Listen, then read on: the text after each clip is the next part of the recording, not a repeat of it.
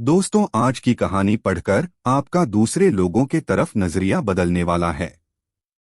अगर आप में थोड़ा सा भी अहंकार है तो वह कम होने वाला है।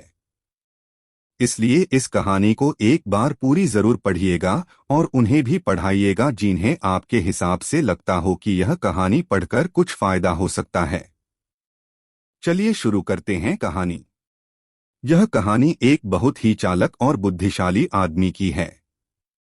ये चालाक आदमी हमेशा अपना फायदा निकालने के लिए अपनी चालाकी का, अपने बुद्धि का गलत इस्तेमाल करता था। एक बार इसे पता चला कि किसी एक पहाड़ी की चोटी पर पहुंचकर भगवान से सीधे बात की जा सकती है और उनसे कोई एक अपनी इच्छा पूरी करवाई जा सकती है। वो आदमी किसी तरह उस पहाड़ी की तलाश करके उसकी चोटी पर चढ़ने में कामयाब हो गया और उस चोटी पर जाकर वह चिल्ला चिल्लाकर भगवान को बुलाने लगा। भगवान ने उससे वहां आने का कारण पूछा तो पहले यह आदमी अपनी चालाकी का प्रदर्शन करने लगा। आदमी ने भगवान से कुछ सवाल पूछे। आदमी ने पहला सवाल पूछा, भगवान आपके लिए लाखों साल कितने बराबर हैं? भगवान ने कहा, मेरे लिए लाखों साल 1 सेकंड के बराबर है। आदमी ने फिर भगवान से दूसरा सवाल पूछा, भगवान आपके लिए करोड़ों अरबों रुपए का क्या मूल्य है? भगवान ने कहा, मेरे लिए दुनिया का सारा धन 1 रुपए के बराबर है। अब आदमी को लगा कि उसने भगवान को अपनी बातों में फंसा लिया है, इसलिए उसने अब अपनी इच्छा बताई। भगवान, मैं आपसे 1 रुपया मांगता हूँ। इतना कहने के बाद आदमी मन ही मन मुस्कुरा रहा था कि अब वह दुनिया का सारा धन पालेगा।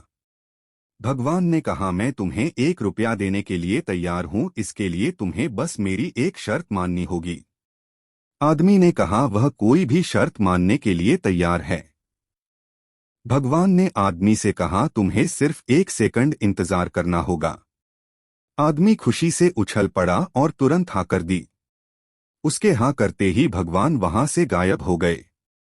अब आदमी इंतजार करने लगा कि कब उसे दुनिया का सारा धन मिलेगा। कुछ घंटे बीत जाने के बाद जब वह दोबारा सोचने लगा तो उसे याद आया उसका पहले सवाल का जवाब जो भगवान ने दिया था। उसके हिसाब से भगवान के लिए 1 सेकंड यानी आदमी के लिए लाखों करोड़ों साल के बराबर है। यानी कि भगवान उसे दुनिया की सारी दौलत देंगे, लेकिन लाखों करोड़ों साल इंतजार करने के बाद। ये अद्भुत कहानी हमें बड़ा ही गहरा सबक देकर जाती है। यह कहानी हमें सिखाती है कि कभी भी हमें हमारे सामने वाले को कम नहीं समझना चाहिए।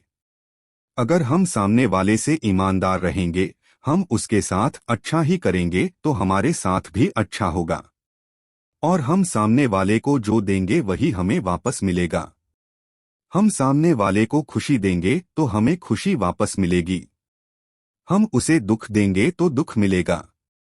वफादारी के बदले वफादारी और धोखे के बदले हमें धोखा ही मिलेगा।